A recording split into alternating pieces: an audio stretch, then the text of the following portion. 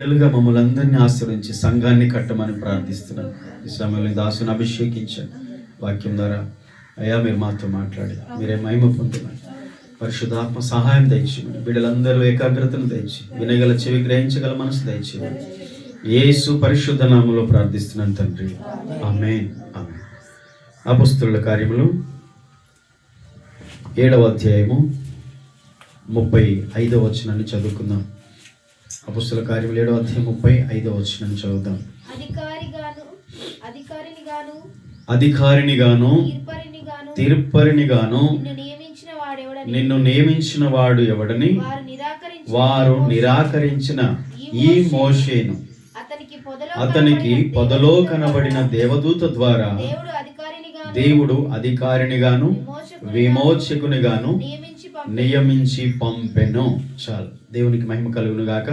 మరి గడిచిన కొన్ని నెలలుగా మనము అపొస్తలుల కార్యములు ధ్యానిస్తున్నాం. ప్రాముఖ్యంగా 7వ అధ్యాయం మొదటి భాగం నుండి మొదటి వచనం నుండి మనం ధ్యానిస్తున్నాం. స్టెఫన్ యొక్క ప్రసంగం.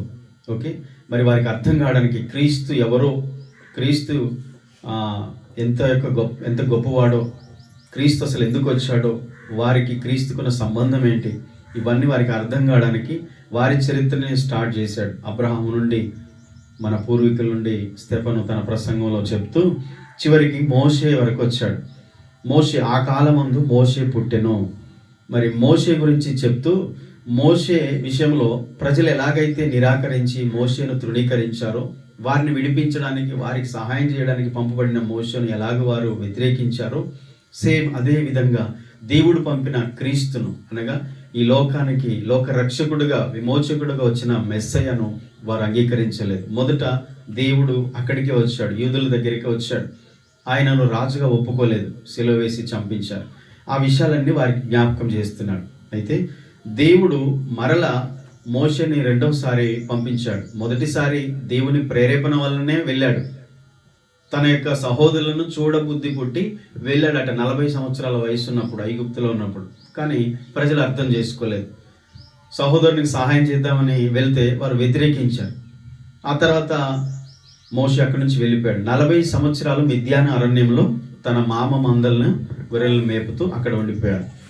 కానీ ఒకానొక రోజు సీనాయి కొండ మీద మోషేకు దేవుడు ప్రత్యక్షమయ్యాడు. ఆ విషయాలన్నీ మనం ధ్యానించాం.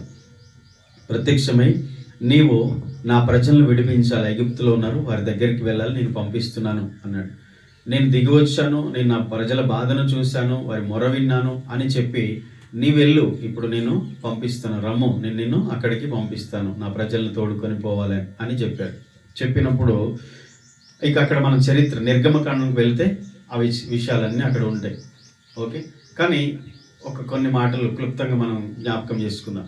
వెళ్ళినప్పుడు ప్రజలు కానీ ఫరో కానీ వెంటనే అంగీకరించలేదు. అది తర్వాత నెక్స్ట్ వీక్లో మనం ఆ చరిత్ర ధ్యానం చేద్దాం. ఏం జరిగింది ఐగుప్తులో అన్న విషయాలు తర్వాత మనం నేర్చుకోవచ్చు. కానీ ఇక్కడ ఒక విషయం ఏంటంటే, ఏ ప్రజలైతే మోషేను తిరస్కరించారో, దేవుడు ఎన్నుకున్న మోషేను ఏ ప్రజల కొరకు పంపబడిన ఆ మోషేను వారు వ్యతిరేకించారో, ఆ ప్రజల దగ్గరికి దేవుడు మరలా అధికారినిగా పంపాడు. ఇక్కడ మనం వాక్యాన్ని చూసినట్లయితే, అధికారినిగా తీర్పనిగా నిన్ను నియమించిన వాడెవడని వారు నిరాకరించిన మోషేను. సహాయం చేద్దామని వస్తే, నువ్వెవరు అసలు మా మీద అధికారివా, నిన్ను పంపిన వాడేవాడు, మా మీద అధికారినిగా నియమించిన వాడేవాడు, నేను ఐగుప్తుని చంపినట్టు మమ్మను చంపేదవా అని చెప్పి మోషేను నిరాకరించారు కదా. స్టార్టింగ్లోనే నిరాకరింపబడిన మోషేనే దేవుడు మరలా పంపించాడు వారి దగ్గరికి. ఏ ప్రజలైతే మాకొద్దు, ఇతడు మాకు అవసరం లేదు, ఇతని సహాయం మాకు అక్కర్లేదు అని చెప్పి నిరాకరించారో, ఆ వ్యక్తినే దేవుడు మరలా పంపించాడు. అవకాశాన్ని దేవుడు ఇస్తాడు. ఆ అవకాశాన్ని సద్వినియోగం చేసుకోకపోతే ప్రజలు యేసుక్రీస్తు నామములో విశ్వాసం ఉంచాలి అని చెప్పబడిన ప్రతి మనుషునికి ఇది వర్తిస్తుంది. యేసు ప్రభు మాకొద్దు అని ఇప్పటికి కూడా ప్రజలు అదే చెప్తున్నారు. లోకం అంగీకరించట్లేదు, లోకం ఆయన్ని అంగీకరించట్లేదు. కానీ ఒక రోజు రాబోతుంది, మరలా ఆయన వస్తాడు. అయ్యో మేము అనవసరంగా ఆ రోజు త్రోసిపుచ్చాము అని చెప్పి ప్రజలు బాధపడే రోజు ఒకటి వస్తుంది. కానీ మనం ఇక్కడ మోషేను గురించి కొన్ని విషయాలు మనం నేర్చుకోవాలి. దేవుడు ఎన్నుకున్న వారిని ప్రజలు అంగీకరించలేదు. ఇక్కడ వ్యక్తిగతంగా ప్రతి ఒక్కరి జీవితంలో కూడా తీసుకుంటే, దేవుని నమ్మిన బిడ్డను కొన్నిసార్లు తన కుటుంబంలోనే అంగీకరించారు. ఇది ఒకవైపు. దేవుని నమ్ముకుంటే మనకు లోకంలో మెప్పు, గొప్పలు, ఘనతలు, సన్మానాలు ఇవి వస్తాయని అనుకోవడం, ఊహించడం తప్పు. ఎందుకంటే యేసు ప్రభువునే తృణీకరించింది. దానికంటే ముందు ఎన్నో సంవత్సరాలకు ముందు తన సొంత ప్రజలే మోషేను తిరస్కరించారు. ఇక్కడ మనం చదువుతున్న వాక్యం మోషేని గురించింది, కానీ అదే యేసుక్రీస్తుని గురించి కూడా అదే నెరవేరింది. ఇప్పుడు యేసుక్రీస్తు నామములో ఉన్న విశ్వసించిన యేసుక్రీస్తు బిడ్డలను కూడా లోకం అదే విధంగా కొన్నిసార్లు లోకంలో వాళ్ళే కాదు, తన సొంత ఇంటి వాళ్ళు కూడా ఇదే పరిస్థితి వస్తుంది. అందరు ఇష్టపడతారా? అందరు అంగీకరిస్తారా? నీ ఇంటి వాళ్ళు కూడా నిన్ను ఇష్టపడరు. దేవుడు నిన్ను ఎన్నుకున్నట్లయితే నీ ఇంటి ప్రజలు కూడా నిన్ను అంగీకరించకపోవచ్చు. మోషేను తన సొంత సహోదరులే అంగీకరించలేదు కదా, అంగీకరించలేదు. కానీ ఆ వ్యతిరేకించిన తిరస్కరించిన మోషేనే దేవుడు అధికారిగా, వారికి నాయకుడిగా పంపించాడు. వారు ప్రశ్నించారు, నిన్నెవరు మా మీద అధికారిని నియమించింది? వారు అడిగారు, మోషేను అంగీకరించలేదు. మరలా దేవుడు మోషేనే వారికి నాయకుడిగా పంపించాడు. ఇక మనం కింది వచనం చూస్తే, నిరాకరించిన మోషేని అతనికి పొదలో కనబడిన దేవదూత ద్వారా దేవుడు అధికారినిగా, విమోచకునిగా నియమించెను. నిరాకరించిన మోషేను దేవుడు అధికారిగా, విమోచకునిగా నియమించి పంపించాడు. హల్లెలూయా. ఆ విషయాన్ని గుర్తుపెట్టుకోవాలి. ఎప్పుడైతే దేవుని బిడ్డలను లోకం తిరస్కరిస్తుందో, దేవుని బిడ్డల ద్వారానే విమోచన, ప్రజలకు రక్షణ, దేవుని యొక్క సువార్త అందుతుందన్న విషయం వారికి తెలియదు. కానీ ఒక రోజు వస్తుంది, తెలుస్తుంది. మనల్ని ఎవరైతే తృణీకరిస్తారో మన ద్వారానే వారికి దేవుడు ఒక ఆశీర్వాదాన్ని, లేకపోతే ఒక విడుదలను, ఒక విమోచనని కలిగిస్తాడు. మా ఆరంభ జీవితాల్లో ప్రార్థన చేస్తున్నప్పుడు, రాత్రి నైట్ ప్రేయర్ చేస్తున్నప్పుడు చాలామంది వచ్చి మా ఇంటి ముందు నిలబడి వ్యతిరేకించేవాళ్ళు, మైక్ బంద్ చేయమని తిట్టేవాళ్ళు. అందులో ఒక ఫ్యామిలీ ఈరోజు ప్రభువుని నమ్ముకొని ప్రభు మార్గంలో నడుస్తున్నారు. మనల్ని ఎవరైతే అడ్డగిస్తారో, వ్యతిరేకిస్తారో, మనం చేసే ఆ ప్రార్థనల ద్వారా ఖచ్చితంగా వాళ్ళే రక్షించబడు. ఒకరోజు ఫోన్ చేసి చెప్పాడు, ఇదిగో మీరు నడిచిన మార్గంలో ఇప్పుడు నడుస్తున్నాం, మేము దేవుని నమ్ముకున్నాము అని ఫోన్ చేసి. ఇక్కడికి వచ్చిన తర్వాత కొన్ని సంవత్సరాలు, దరిదాపుగా 7-8 సంవత్సరాలు, 10 సంవత్సరాల తర్వాత అది జరిగింది. అంటే మనము ఎవరి ద్వారా తృణీకరించబడతామో వారికి మనమే మరలా రక్షణ మార్గాన్ని చూపేవారుగా దేవుడు మనల్ని మారుస్తాడు. ఆమేన్. హల్లెలూయా. నీతిమంతులను తిరస్కరించే స్వభావము మనుషులు తరచూ తిరస్కరిస్తుంటారు. నీతిమంతుల్ని తిరస్కరించే స్వభావం అది. ఆ స్వభావం కలిగిన ప్రజల మధ్యలో మనం ఉంటాం. యేసుప్రభు వారు ఒక మాట చెప్పారు, ఇదిగో తోడేళ్ల మధ్యకు గొర్రె పిల్లలను పంపినట్టుగా నేను మిమ్మల్ని పంపుచున్నాను. చెప్పండి, ఎక్కడికి పంపిస్తున్నాడు గొర్రె పిల్లల్ని? సాధారణంగా అయితే మనకు ఇది అసాధ్యం. ఎందుకంటే తోడేళ్ళన్నీ ఉంటే గొర్రె పిల్లలు మనం వాటిలోకి తోలుతామా? తోలం కదా. కానీ మన ఆధ్యాత్మిక జీవితంలో దీన్ని అర్థం చేసుకుంటే, తోడేళ్ళ వంటి స్వభావం ఉంటుంది. పైకి మంచి వాళ్ళలాగా కనిపిస్తారు ప్రజలు, కానీ స్వభావం తోడేళ్ళ లాంటి స్వభావం, హాని చేసే స్వభావం, తిరస్కరించే స్వభావం, వ్యతిరేకించే స్వభావం కలిగిన ప్రజల మధ్యలో దేవుని బిడ్డలు ఎలా ఉన్నారట? గొర్రె పిల్లల వలె ఉన్నారు. తోడేళ్ళ వంటి మనుషుల మధ్య గొర్రె పిల్లల్లాగా దేవుని బిడ్డలు ఉన్నారు. కాబట్టి నీతిమంతుల్ని తిరస్కరించే స్వభావం అది. నీతిమంతుల్ని తిరస్కరించే స్వభావం. దేవుని యొక్క పిలుపు, దేవుడు మనల్ని పిలిచిన పిలుపు గొప్పది. సాధారణ పిలుపు. లోకంలోంచి దేవుడు తన సహవాసానికి ప్రజల్ని పిలుచుకున్నాడు.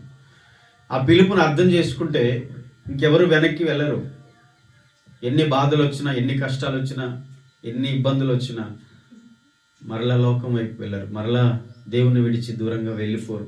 అందుకనే పిలుపు దేవుని దైవరూపం, నిర్ణయం. మనుషులు దాన్ని ఆపలేరు. మోషేని ఎవరు పిలిచారు? దేవుడు పిలిచాడు. ఇశ్రాయేలు పిలిచాడా? పిలవలేదు. కానీ ఇశ్రాయేలు వ్యతిరేకించిన దేవుని ప్రజలు ఐగుప్తులో మోషేని తిరస్కరించిన, మోషేని పిలిచింది దేవుడు, ప్రజలు కాదు. కాబట్టి ఆ పిలుపుని ఎవరు ఆపలేకపోయారు. వాళ్ళు రిజెక్ట్ చేసినా మరలా దేవుడు ఆ పిలుపు ఉంది కనుక, దేవుడు పిలిచాడు కనుక మరలా వారి దగ్గరికి పంపించాడు. మాకు వద్దు, మాకు ఇతడు నాయకుడు కాదు, అధికారి కాదు మాకు అని చెప్పి తిరస్కరించిన మోషేని దేవుడు మరల నాయకుడిగా పంపించాడు. ఈరోజు ఒక సేవకునికి ఆ విధానాన్ని సంఘం అర్థం చేసుకుంటే, నిజంగా సేవకుని పిలిచింది దేవుడు కదా, మన కోసమే పంపించాడుగా, మనం తిరస్కరించొద్దు, సహకరించాలి అనే మనసు ఉంటే ప్రజలకు ఆశీర్వాదం. తర్వాత కాలంలో మోషేని ఆరంభంలో నుంచి తిరస్కరించిన ప్రజల్లో ఒక గుంపు అయిపోయారు. తర్వాత దాతాను, కోరాహు, దాతాను, అభిరాములు అనేటువంటి వాళ్ళు నాయకులుగా ఉండి 250 మంది ఒక గ్రూప్ అయి మోషేకు, అహరోనుకు వ్యతిరేకంగా మాట్లాడుతూ వచ్చారు. వారిని పిలిచిన ఆ దేవుడు చూస్తున్నాడు. ప్రజల యొక్క వ్యతిరేక స్వభావాన్ని బట్టి ప్రజల్ని దేవుడు శిక్షించాడు. ఎవరైతే తిరస్కరించారో, వ్యతిరేకంగా మాట్లాడారో వారు వారి కుటుంబాలతో సహా భూమిలోనికి దిగిపోయారు, పాతాళంలోనికి. అందుకనే మనము తిరస్కరించే స్వభావం కలిగి ఉండకూడదు. ఇక్కడ మనం నేర్చుకోవాల్సింది ఏంటంటే, ఆనాడు మోషే, తర్వాత కాలంలో యేసుక్రీస్తుని కూడా యూదులు అలాగే తిరస్కరించారు. మాకు యూదుల రాజా, వీన్ని సిలువ వేయండి, మాకు పిలాతే రాజు, మాకు కైసరే చక్రవర్తి, మాకు హేరోదే రాజు, వీని సిలువ వేయండి అని చెప్పి దేవుడు పంపించిన విమోచకుని తిరస్కరించారు. నీతిమంతులను తిరస్కరించే స్వభావం సంఘంలోనే ఉంటుంది. సంఘంలోనే కొంతమంది జీవితాల్లో కనిపిస్తుంది. దేవుడు పంపించిన వాడిని తిరస్కరించడం, దేవుడు ఏర్పరచుకున్న వాడిని, దేవుడు ఎన్నుకున్న మనిషిని వ్యతిరేకించడం, పైకి ప్రేమిస్తున్నట్టుగా లోపల తిరస్కరించే స్వభావం కలిగి ఉండడం, యూదా స్వభావం అది కదా. బోధకుడా అంటూ తిరుగుతూనే బోధకుని 30 వెండి నాణ్యాలకి అమ్మడానికి సిద్ధపడ్డవాడు అన్నమాట. నీతిమంతుల్ని తిరస్కరించే స్వభావము అది మూర్ఖ స్వభావం. అది తనకు తానే హాని చేసుకుంటారు. అందుకని దేవుడు పంపించిన మనిషిని, దేవుడు ఎన్నుకున్న మనిషిని మనం తిరస్కరించకూడదు. అలాగే సంఘములో కూడా సహోదరులలో సంఘంలో ఉన్న విశ్వాసులలో కూడా ఒకరినొకరు తిరస్కరించడం, దూషించడం, వ్యతిరేకించడం, విమర్శించడం, వారిని బాధ పెట్టడం చేయకుండా జాగ్రత్త పడాలి. మోషేను వారు తిరస్కరించిన దేవుడు అతన్ని ప్రతిష్ఠించాడు. ఆమేన్. ప్రజలు తిరస్కరిస్తున్నారు దేవుని సేవకుని, కానీ దేవుడు మాత్రం సేవకుని అభిషేకించి ప్రతిష్ఠించాడు. ఇప్పుడు చెప్పండి, ఇక దేవునికి కానీ, దేవుని సేవకునికి కానీ, దేవుడు ఎన్నుకున్న మనిషికి కానీ విరోధంగా రూపించబడిన ఏ ఆయుధం వర్ధిల్లదు. అది మనిషి అయినా, పరిస్థితులైనా, అపవాదైనా, శక్తులైనా వర్ధిల్లవు. ఆమేన్. మనం ఏం నేర్చుకోవాలి? దేవుడు ఎన్నుకున్న వాడిని తిరస్కరించకూడదు అని నేర్చుకోవాలి. దేవుడు ఎన్నుకున్న వాడిని, నీతిమంతులను తిరస్కరించే స్వభావం మనకు ఉండకూడదు అని నేర్చుకోవాలి. నీతిమంతుల సంతాన పక్షంగా దేవుడు ఉంటాడట. నీతిమంతుల సంతాన పక్షంగా దేవుడు నిలబడతాడు. భక్తిహీనుల పక్షంగా దేవుడు ఉంటాడు. కాబట్టి మనము నీతిమంతులుగా ఉండాలి. నీతిమంతులైన వారిని మనం ఘనపరిచే వారిగా ఉండాలి, కానీ తిరస్కరించే వారిగా ఉండకూడదు. కానీ దేవుడు ఎంత ప్రేమ కలిగిన దేవుడు అంటే, మోషేను తిరస్కరించారు, దేవుణ్ణి తిరస్కరించారు.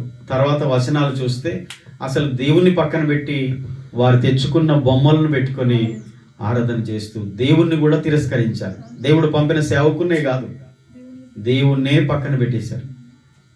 మరి అలాంటి విశ్వాసుల్ని ఏం చేయాలి? అంత ప్రేమ కలిగిన దేవుని ప్రేమను మరిచి కృతజ్ఞత లేని జీవితం జీవించే విశ్వాసులను దేవుడు శిక్షించాలి. కానీ ఆయన శిక్షించకుండానే వారి క్రియాఫలాన్ని వారు అనుభవించారు.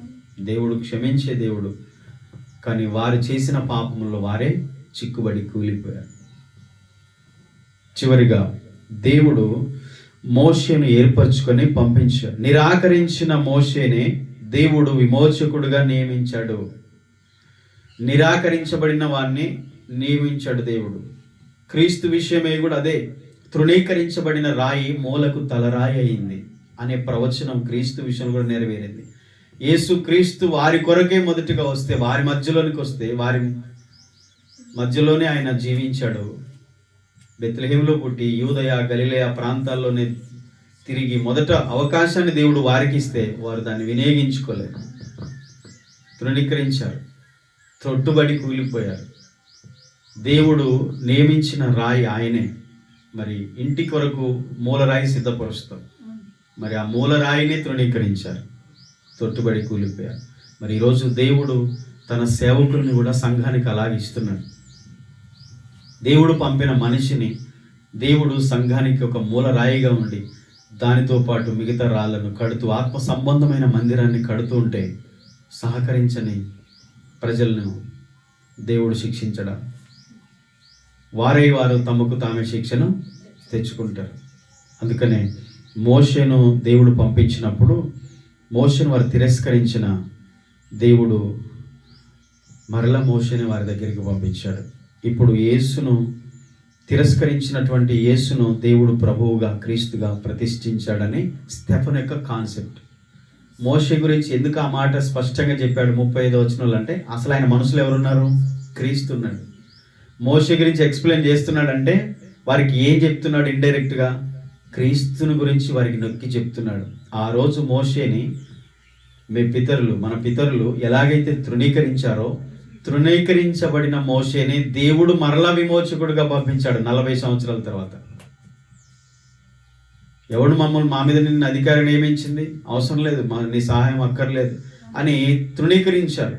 సహాయం చేద్దాని వచ్చాడు. సహోదరులు కష్టాల్లో ఉన్నారని ఆయన రాజకుమారుడై ఉండి కూడా వారికి సహాయం చేద్దాని వచ్చాడు. అక్కడ రాజనగర్ నుంచి వీరున్న ప్రాంతానికి, గోషణ అనే ప్రాంతం అనుకుంటా, మొత్తానికి అక్కడ ఉన్న యూదులందరూ తన ప్రజల బాధను చూసి ఆయన చలించిపోతున్న లోపల తెలియకుండానే నేను మంచి సుఖభోగాల్లో వైభోగ రాజకుమారుడిగా ఉన్నాను, ఫరో కుమార్తె యొక్క కుమారుడుగా ఉన్నా కానీ నా సహోదరులు నా ప్రజలు వెట్టి పనులు చేస్తున్నారు, బానిసత్వంలో ఉన్నారనే బాధ తనకుండి సహాయం చేద్దాని వస్తే వాళ్ళు తృణీకరించారు.